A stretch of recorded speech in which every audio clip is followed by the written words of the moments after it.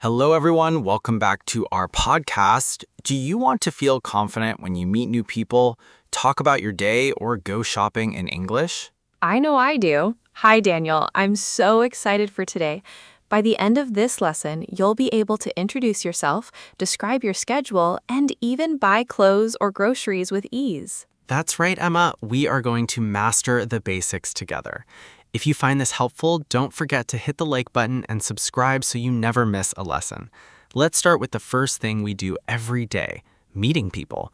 Emma, how do you usually say hello? Well, I usually say, "Hi, how are you?" That's a perfect universal icebreaker. It's friendly and open. But remember, context matters. If you are meeting someone formal, like a professor, you might say, "Good morning, how are you doing?" Oh, like, "Good morning, Professor Austin." Exactly. And when you meet someone for the first time, it's customary in places like the US to shake hands for about 2 or 3 seconds while saying, "Nice to meet you." Nice to meet you. Daniel, I sometimes have trouble when people ask me to spell my name. My name is Emma. Emma. Great job. Spelling is so important for letters and documents. Listeners, try this. How do you spell your first name? Say it out loud now. That's a good challenge. Daniel, what about saying goodbye? I usually just say bye or see you later. Those are great. You can also say take care or have a nice day. If you're leaving at night, remember good night is only for leaving, not for greeting.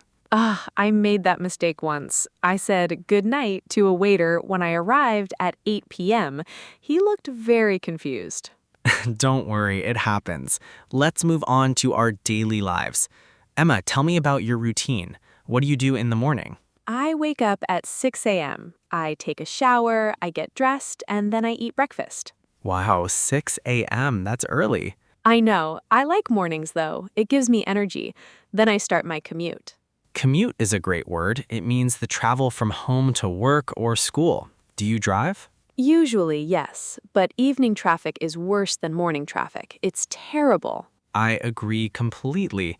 To pass the time, I listen to podcasts in the car, just like our listeners are doing right now. Exactly.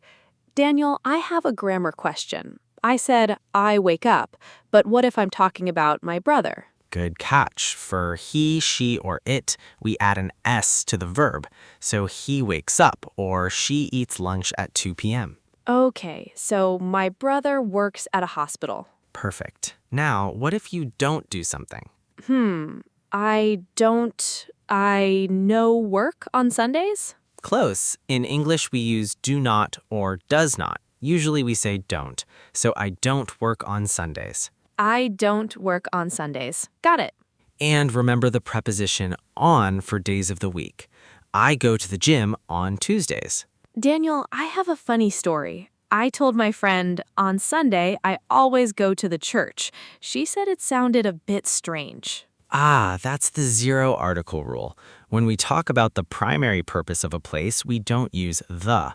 We say go to church, go to bed, or go to school. Oh, so I go to school now, not the school. You've got it. Let's take a quick break. If you're enjoying this conversation, please leave a comment and tell us what is one thing you do every morning. I'd love to read those. Okay, Daniel, I'm hungry. Let's go to the grocery store. Good idea. When you enter a store, the salesperson might ask, "Can I help you?" And I can say, "Excuse me, can you help me find a few things?" Perfect. What do you need? I need milk, eggs, and bread. In a big supermarket, the milk and eggs are usually at the back of the store. Is the bread in aisle 4? No, it's usually in aisle 2 or near the bakery on the left. I like fresh bread. I will take 2 loaves of bread, 1 white and 1 brown, please. That is a good choice. Anything else? I need rice. The rice is in aisle 5. Check the signs above each aisle. They really help. I didn't notice them. This store is bigger than I expected. Many people say that. Ready to pay? Yes, can I pay by card? Of course, or you can pay in cash at the cash register. Here is my card. And here is your receipt. Keep that in case you need a refund. Thanks for the tip. Now I need a new sweater for a birthday party. Let's go to a department store. I'm looking for a sweater in a size medium. Here is a nice white one. What do you think? It's nice, but I'd rather have it in blue. Here is the blue one. Would you like to try it on? Yes, please. Where is the fitting room? It's right over there. Does it fit? Yes, it fits perfectly. How much is it? It's $50. Perfect. I'll take it. You're becoming a pro at this, Emma. Now, before we finish, we have to talk about pronunciation. It's one of the hardest parts of learning English. I agree. The TH sound is so tricky. It is. We have two types. The voiced TH, like in this and that. This, that. Good. Place your tongue between your teeth and blow air out. Now, let's look at vowels. Many students confuse ship and sheep. Ship, sheep. Yes, ship has a short I sound and sheep has a long E sound. You have to hold the E longer. Try it, listeners. The sheep is on the ship. The sheep is on the ship. That's a funny sentence. It is.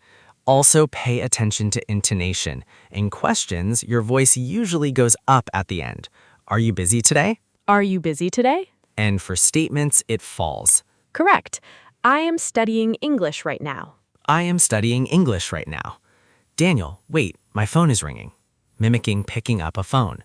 Hello? Hi, Emma. It's Daniel. How's it going? It's going well. I'm calling to tell you I'm almost finished with the sweater shopping. Great. Natalie is in a meeting at the moment, but she wants to see it later. No problem. I'll get in touch in a couple of days. Talk to you soon. Sounds good. Take care. And that is how you handle an informal phone call. That was fun. We covered a lot today, Daniel. We did. We learned greetings, spelling, routines, shopping phrases, and even some pronunciation tips. Remember, it is so important to master the basics. These little things help you sound natural and fluent. I feel much more confident already. Thank you, Daniel. You're welcome, Emma. You did great today. Before we go, listeners, tell us in the comments which part of today's lesson was the most useful for you. And make sure to join us for our next lesson, where we'll talk about describing your home and family. Keep practicing every day. Every bit of practice brings you one step closer to fluency. See you in the next one. Bye. Take care.